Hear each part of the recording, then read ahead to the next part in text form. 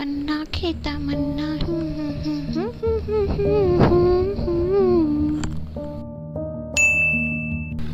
T V ನೋಡಿದ್ರೂ ಬೇಜಾರು ಹೋಗ್ತಾ ಇಲ್ಲ. ಏನು ಮಾಡಲಿ, ಟೈಮ್ ಹೇಗೂ 7 ಆಗಿದೆ.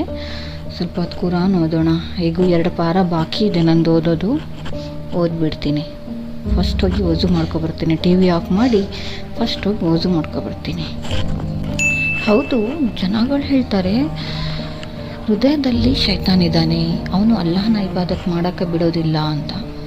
ನನಗಂತೂ ಹಾಗೆ ಅನ್ಸೋದಿಲ್ಲ. ನಾನಂತೂ ಡೈಲಿ ನಮಾಜ್ ಮಾಡ್ತೀನಿ, ಡೈಲಿ ಕುರಾನ್ ಓದ್ತೀನಿ. ನನ್ನ ಹೃದಯದಲ್ಲಂತೂ ಶೈತಾನ್ ಇರೋಕ್ಕೆ ಚಾನ್ಸೇ ಇಲ್ಲಪ್ಪ. والسلام علي يوم ولدت ويوم أموت ويوم أبعث حيا.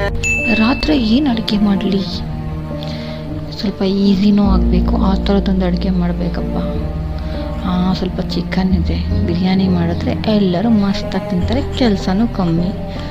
ಸರಿ ಅದನ್ನೇ ಮಾಡ್ತೀನಿ. فإنما يقول له كن فيكون.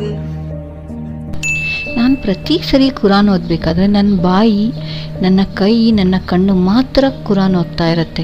ನನ್ನ ಮನಸ್ಸು ಯಾಕೆ ಕುರಾನ್ ಓದೋದಿಲ್ಲ? ನನ್ನ ಮನಸ್ಸು ಯಾಕೆ ಬೇರೆ ಕಡೆನೇ ಬೇರೆ ಯೋಚನೆ ಮಾಡ್ತಾ ಇರುತ್ತೆ?